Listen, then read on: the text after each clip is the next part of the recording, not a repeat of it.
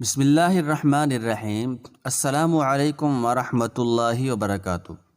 عرب کے لوگ قافلوں اور مسافروں کو لوٹنے میں بہت مشہور تھے۔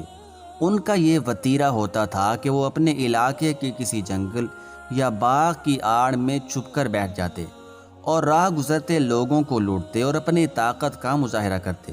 پرانے وقتوں کی بات ہے، ایک قافلہ عرب کے کسی ایسے ہی علاقے سے گزر رہا تھا جہاں اہل علاقہ ڈاکوؤں کے روپ میں پہلے سے ان کی گھات لگائے بیٹھے تھے۔ جیسے ہی عورتوں، مردوں، بزرگوں اور بچوں پر مشتمل یہ قافلہ ان کے قریب پہنچا، انہوں نے ان پر حملہ کر دیا اور تمام سامان لوٹنے کے بعد جاتے جاتے قافلے والوں کی طرف سے مزاحمت کرنے کی پاداش میں ان کے دو نہتے لوگوں کو قتل کر دیا اور تلواریں لہراتے فتح کا جشن مناتے فرار ہو گئے۔ غریب قافلے کے لوگ اپنے پیاروں کی موت کا دکھ مناتے، روتے پیٹتے اپنے قافلہ سالار کے نقش قدم پر آگے بڑھتے گئے، لیکن کسی نے ان کی داد رسی نہ کی اور نہ ہی ان کے حق میں کسی نے آواز اٹھائی۔ کچھ دنوں کی مسافت طے کرنے کے بعد یہ قافلہ رات گزارنے کے لیے ایک صحرا میں ٹھہرا۔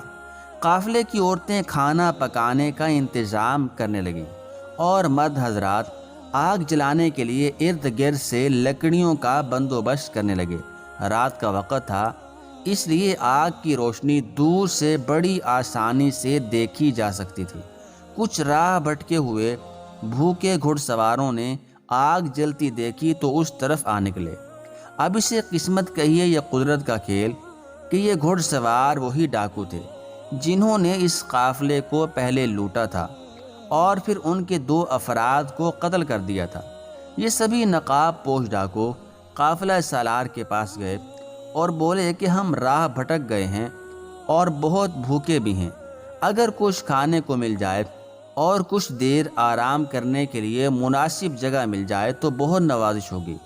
قافلہ سالار نے فوراً اپنے لوگوں کو حکم دیا کہ جلدی جلدی مہمانوں کی خاطر تواضع کی جائے اور اس سلسلے میں کسی قسم کی غفلت کا مظاہرہ نہ کیا جائے، کیونکہ مہمان اللہ کی رحمت سے آتے ہیں۔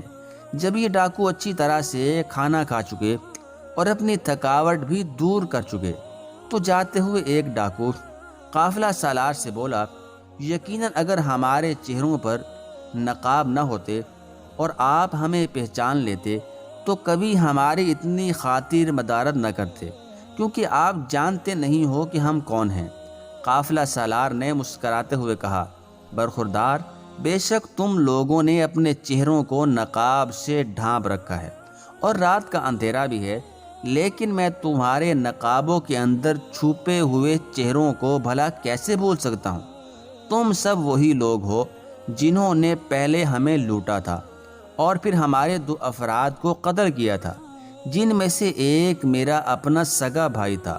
قافلہ سالار کی بات سن کر وہ ڈاکو چونک گئے اور بولے، تو پھر سب کچھ جاننے کے بعد بھی آپ نے ہمارے ساتھ اتنا اچھا سلوک کیوں کیا؟